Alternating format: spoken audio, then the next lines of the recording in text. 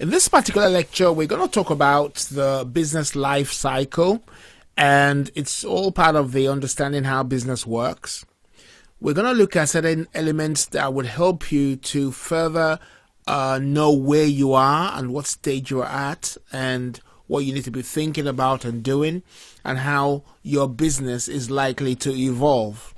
So nearly all businesses run through this type of cycle. And this is what it is.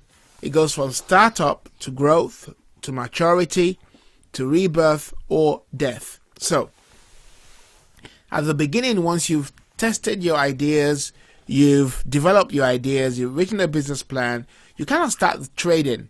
And you start the business. I like what Steve Blank says about a startup. He describes a startup as a business that is looking for a sustainable and repeatable business model.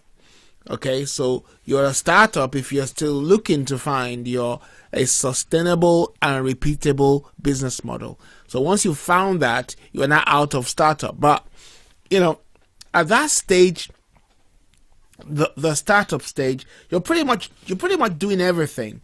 You are the one that does the cleaning, that mails out that does the mail out, that writes the invoices. You pretty much, you're the one that finds who's going to work for you. You source employees or outsource contracts, and you do quite a lot of variety of work. You are also the salesperson and the marketing person, and sometimes you are the one that does the coding and the one that, you do a lot of things. And even if you have a team of people or partners working with you, at that stage, everybody does a bit of everything.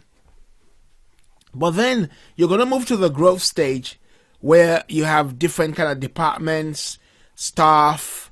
You're going to have more money. You're going to have more customers, and the business really changes.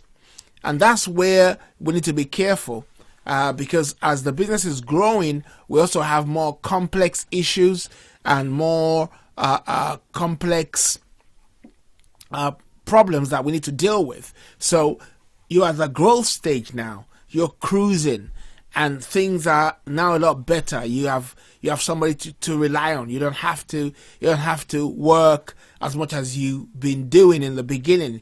You can now work strategically because you have other people taking on certain parts of the business that are important, like the HR, like the marketing. You now have a sales manager. You have a head of HR that looks at the staff. You have, 10 staff, 5 staff, whatever it is. You have somebody that looks after the accounts, and you don't have to worry about doing that.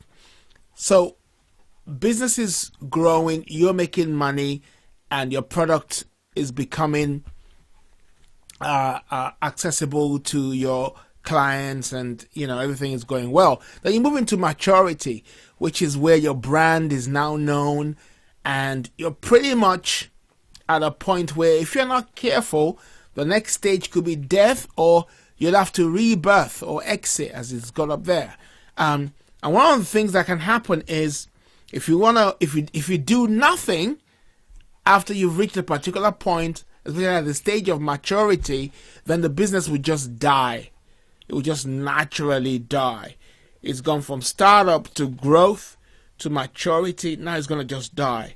But if you want it to have a rebirth, then you need to either create new products, have a successor. You step down a bit, have a successor, buy out existing businesses by acquisition, so that you can continue to rebuild and regrow and rebirth yourself as a business. So those are the kind of stages that every business goes through, and you will notice that there's certain elements that are crucial at each stage of this startup, growth, maturity, and exit. So the life cycle and changes needs and changing needs. The skills you need in the beginning at the startup stage is different from those you will need at the growth and maturity stage and acquisition stage, if you're going to go for that as the strategy for rebirth. or the resources you need is different. The management abilities you need is different. There's much more compliance issues when you are growing and in your maturity stages.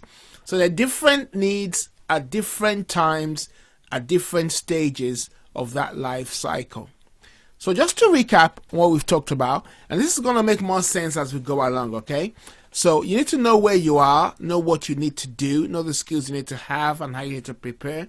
And you need to kind of like prepare for the journey ahead. You got to look ahead. You start your business today, you're looking ahead 10, 20 years time. What's going to happen? Are you going to have a successor? Do you want to just sell out and just, you know, drive into the into the sunshine somewhere, or are you going to, you know, keep this business going like a Walmart or, you know, or a Sainsbury's or a Tesco that have been going for many, many years? Is that what you want to do? So you kind of start thinking about that, because the business cycle works in any business.